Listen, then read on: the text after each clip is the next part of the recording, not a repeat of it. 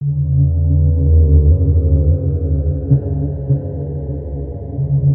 Everyone. तो कैसे हैं आप सभी?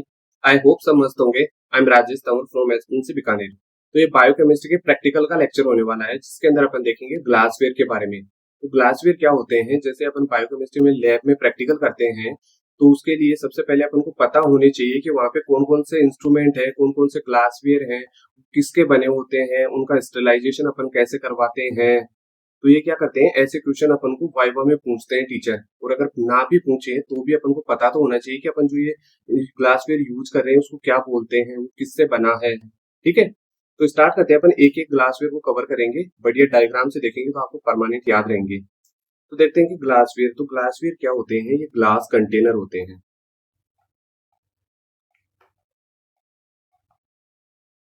ये ग्लास कंटेनर्स होते हैं जिनको अपन क्या करते हैं, लैब एक्सपेरिमेंट, लैब एक्सपेरिमेंट के लिए काम में लेते हैं, एक्सपेरिमेंट में काम में लेते हैं। ठीक है, तो ये ग्लास के बने होते हैं और लेबोरेटरी में अपन जो भी एक्सपेरिमेंट करेंगे ना, उनके लिए अपन काम में लेंगे। तो ये फिर अपन देखते हैं ये बने किसके होते हैं, कंपोजिशन ये किसके बने होते हैं। ये होते हैं बोरोसिलिकेट। तो ये एक इंपॉर्टेंट क्वेश्चन है, तो अपन को पूछते हैं कि ग्लासवेयर किसके बने होते हैं, कौन से केमिकल कंपोजिशन के बने होते हैं। तो ये बोरोसिलिकेट के बने होते हैं। तो ये क्या करते हैं, हाई केमिकल, केमिकल और हाई टेम्परेचर होता है ना, उसको भी क्या कर जाते हैं, टोलरेट कर जाते हैं, टोलरेट कर जाते हैं या रेजिस्टेंट होते हैं उनके अगेंस्ट भी। ठीक है, तो ये सबसे इनका बढ़िया फीचर होता है। अगर ये केमिकल या हाई टेम्परेचर के अगेंस्ट रेजिस्टेंट नहीं होंगे तो इनको केमिस्ट्री में अगर आप काम में लोगे, केमिकल डालोगे उसमें, तो अगर वो खराब हो जाएंगे तो क्या ही मतलब है फिर ऐसे ग्लासवेयर का। तो ये क्या होते हैं, रेजिस्टेंट होते हैं, इनके खिलाफ है।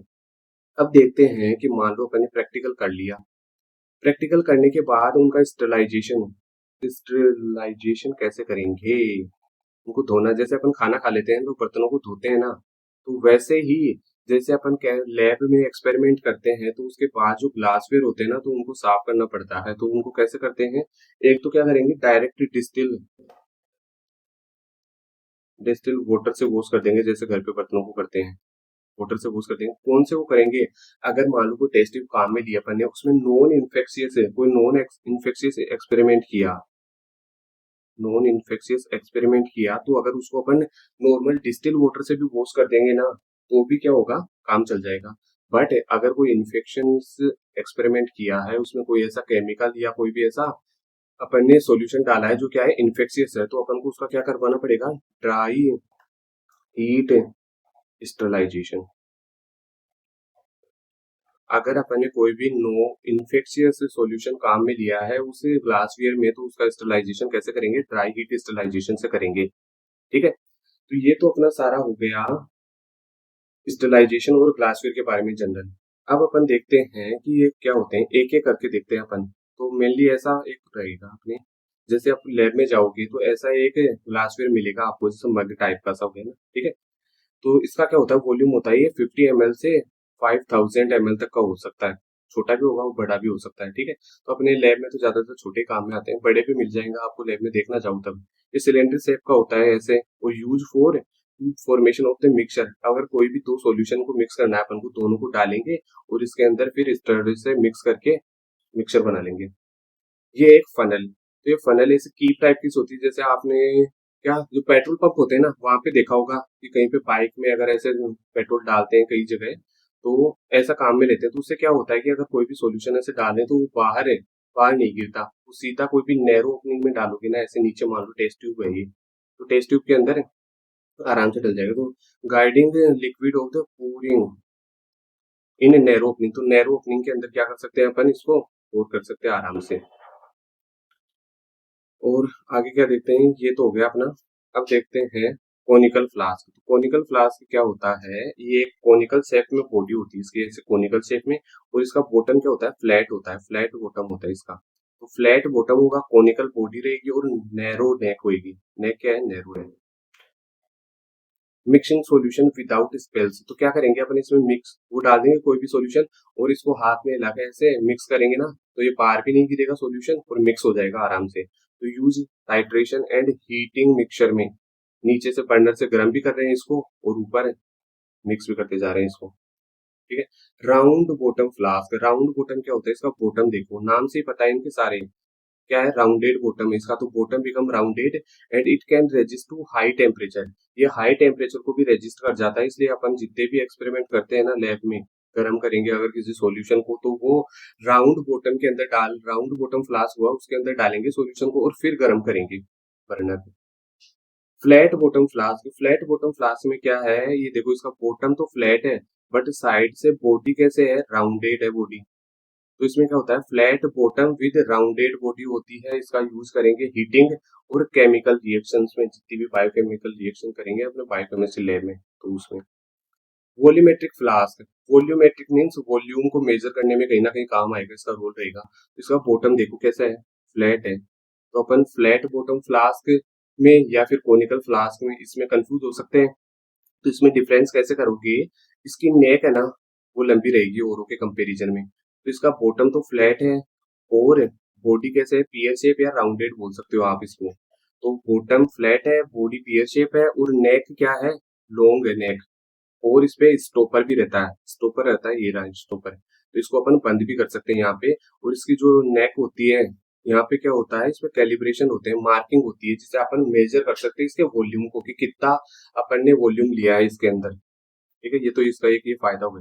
मेजरिंग सिलेंडर, तो मेजरिंग सिलेंडर से ही पता चल रहा है कि अपन को मेजर करेंगे किसी भी लिक्विड की क्वांटिटी, तो इसके अंदर डालेंगे, तो ये सिलेंडर टाइप का होता है, इसे लंबा सा, इसकी वो कैपेसिटी होती है 20 ml टू 2000 ml। तो कोई भी सॉल्यूशन है वो अपन इसके अंदर डालेंगे और फिर यहाँ पे देखो इसके मार्किंग है, तो अपन क्या कर सकते हैं, उसको कैलिब्रेट कर सकते हैं, उसको मेजर कर सकते हैं कि कितना सॉल्यूशन लिया है। टेस्ट ट्यूब, ये अपन को लैब के प्रैक्टिकल करोगे लैब में तो सबसे ज्यादा काम में यही लोगे आप।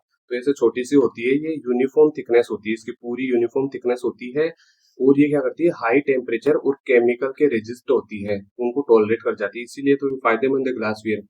तो ऐसे होगी ये टेस्ट ट्यूब। अब आता है सेंट्रीफ्यूग ट्यूब, तो सेंट्रीफ्यूग ट्यूब क्या होती है, ये छोटी होती है उससे टेस्ट ट्यूब के कंपेरिजन में, और ये नीचे से क्या होती है, ऐसे नैरो रहती है, एरो पॉइंटेड होती है। और इसको क्या करते हैं अपन, जो सेंट्रीफ्यूग मशीन होती है, सेंट्रीफ्यूग मशीन होती है तो उसमें सॉकेट होते हैं इसके, तो उसके अंदर इसको डाल देंगे, ऐसे सॉकेट से होते हैं, उसके अंदर डाल देंगे और उसको चलाएंगे ना, तो फिर उसमें सेंट्रीफ्यूगल फोर्स के की वजह से उसमें क्या करेंगे, जो इसमें जो सॉल्यूशन लिया था उसका सेपरेशन हो जाएगा डेंसिटी के अकॉर्डिंग, तो बैंड बन जाएंगे उसमें अलग अलग। तो अपन जो ब्लड होता है, प्लाज्मा होता है, तो उसको कैसे सेपरेट करते हैं, सेंट्रीफ्यूगेशन के थ्रू ही तो सेपरेट करते हैं, उसमें अलग अलग बैंड बन जाते हैं। कॉलिन व्यू ट्यूब, तो ये स्पोर्टिंग होगी ना बायोकेमिस्ट्री में अगर, तो सबसे ज्यादा ये तो आता ही आता है, कॉलिन व्यू ट्यूब तो रखते ही है, तो ये क्योंकि बायोकेमिस्ट्री में सबसे इंपॉर्टेंट है। तो ये ऐसे दिखती है कॉलिन व्यू ट्यूब, इसमें नीचे पेंडुलम सा होता है, ये इसमें वेट होता है, ये थोड़ा हैवी होता है, तो स्पेशल टाइप ऑफ ट्यूब होती है, और इसका काम पूछते हैं क्या होता है, ब्लड शुगर के एस्टिमेशन में काम आता है, तो ये सबसे इंपॉर्टेंट है, ये स्पोर्टिंग में आएगी। ठीक है, तो ये याद कर लेना। और इसमें ये यहाँ पे क्या होता है, कैलिब्रेशन होते हैं, लिखे हुए रहते हैं, मार्किंग होती है, देखो यहाँ पे। ग्रेजुएटेड पिपेट, तो ग्रेजुएटेड पिपेट क्या होती है, इस टाइप की होती है, इस पे मार्किंग होती है। तो अपन क्या करेंगे, जब लैब में एक्सपेरिमेंट करेंगे तो अपन को मान लो टीचर ने कोई सॉल्यूशन दिया, बीकर के अंदर दे दिया, बीकर के अंदर सॉल्यूशन दे दिया, और अपन को एक्सपेरिमेंट करना है, तो अपन को किस में डालना पड़ेगा, उसको टेस्ट ट्यूब में डालना पड़ेगा। टेस्ट ट्यूब में कैसे डालेंगे, इस पिपेट की हेल्प से अपन सॉल्यूशन लेंगे और फिर उसको इसमें डाल देंगे टेस्ट ट्यूब में, फिर एक्सपेरिमेंट करेंगे। ऐसे नहीं कि डायरेक्ट उठा के इसमें डाल रहे हो, आधा बाहर गिर रहा है, ऐसे चल रहा है, तो ऐसे नहीं करते, पिपेट को काम में लेते हैं, ग्रेजुएटेड पिपेट होती है, इस पे मार्किंग होती है, अपन को कितना लेना है, 2 ml लेना है तो 2 ml तक फिल करो और फिर डाल दो, 5 ml लेना है तो 5 ml तक फिल करो और डाल दो फिर उसमें। तो ग्रेजुएशन मार्किंग होती है, और इसमें क्या करते हैं, ट्रांसफर होते हैं फिक्स वॉल्यूम को अपन ट्रांसफर करने के लिए काम में लेते हैं। ठीक है, तो ये रहे सारे। बीकर ऐसा होता है, टेस्ट ट्यूब अपन ने देखी थी, इनमें साइज बड़ी छोटी हो सकती है, थोड़ी बहुत है, ऐसे होती है। एर्लिन मेयर फ्लास्क, या क्या होता है, कोनिकल फ्लास्क, कोनिकल फ्लास्क के बोलते हैं इसको। ये हो गया मेजरिंग सिलेंडर हो गया, ये होता है वॉल्यूमेट्रिक फ्लास्क, तो वॉल्यूमेट्रिक फ्लास्क ये देखो नेक क्या है, थोड़ी बड़ी है, इसकी क्या है, छोटी नेक है। और एक है फॉलिन व्यू ट्यूब, तो ये क्या होता है, नीचे की तरफ रहता है, इसको ऊपर दिखा दीजिए, इसमें ये नीचे की तरफ होता है, ये पेंडुलम सा होता है, इसमें वेट होता है, और यहाँ पे इसमें क्या होता है, मार्किंग भी होती है, और ये glucose esteem blood sugar estimation में काम में लेते हैं इसको, तो ये बता दें। तो ये अपना सारा हो गया लेक्चर इसके ग्लासवेयर के बारे में। तो आपको क्या करना है, एक बार देखना है, ये क्या करते हैं, स्पोर्टिंग में पूछ लेते हैं या फिर वाइवा में अगर सामने रखा हुआ होगा ना तो पूछ लेंगे, तो ये तो आने ही चाहिए। अपन अब नेक्स्ट लेक्चर में देखेंगे कि जो बायोकेमिस्ट्री में जो इंस्ट्रूमेंट होते हैं, हॉट एयर ओवन हो गया, ऑटोक्लेव हो गए, सेंट्रीफ्यूज मशीन हो गई, तो वो सारे अपन नेक्स्ट लेक्चर में कवर करेंगे। तो आप रिवाइज कर लेना एक बार, तब तक के लिए बाय, मजे करो।